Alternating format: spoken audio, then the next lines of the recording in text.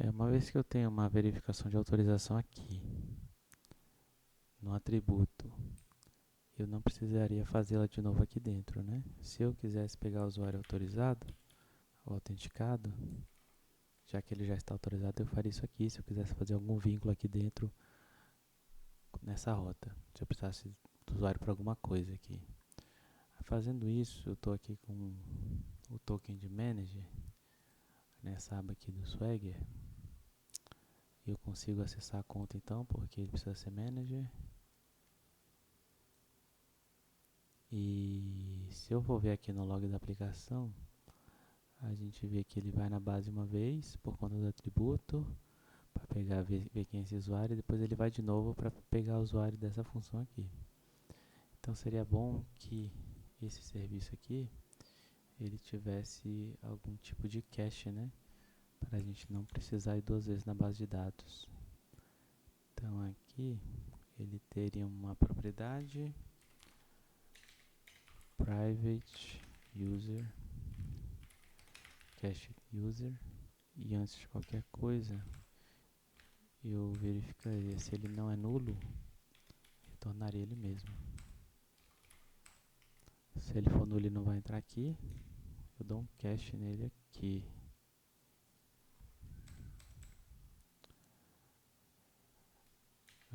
Cache user é igual a user.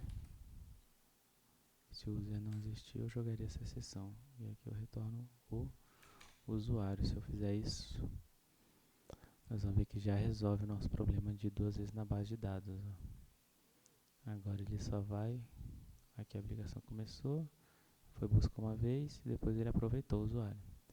Isso vai funcionar muito bem porque essa classe tem um tempo de vida scoped. Então, quanto estiver durando essa requisição, essa instância está valendo e o cacheamento vai rodar ok. Se eu quiser deixar mais amplo que scoped e também para aprender, a gente vai usar o context items. Este cara aqui, ó.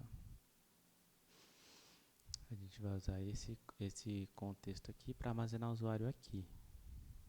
Então aqui no nosso token provider, eu teria um método para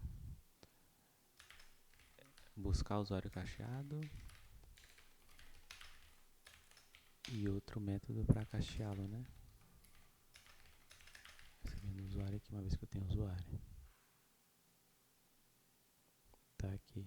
Então, implementando esses métodos,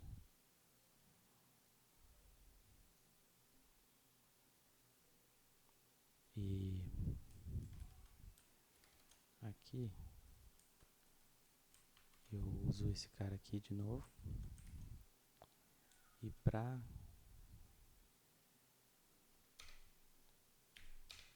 cachear o usuário aqui, é bem fácil. É só eu fazer context.items.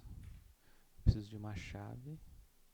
Então eu teria aqui um private const string cached user key igual a, aqui eu teria uma chave, porque é um dicionário de string objeto, né?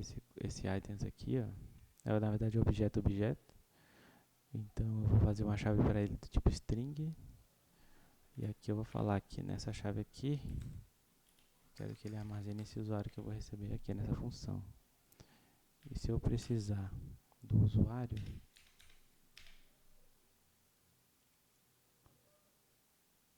eu vou fazer isso aqui mesmo que o código sugeriu. Então aqui, já que eu tenho o token provider, meu cached user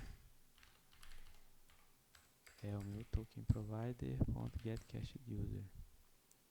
E para cachear o usuário, eu faria token provider.cacheuser user. E se ele não tiver na base de dados, né, eu jogo essa exceção aqui, como eu estava jogando antes. Retorno aqui o usuário. fazendo desse jeito, sem mais aquela propriedade aqui do cache user, e debugando aqui para ver como é que vai funcionar.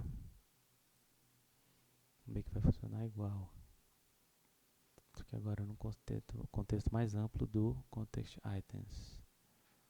Então aqui ele vai buscar o usuário cacheado, não tem nada ainda. É a primeira vez que ele está indo, né?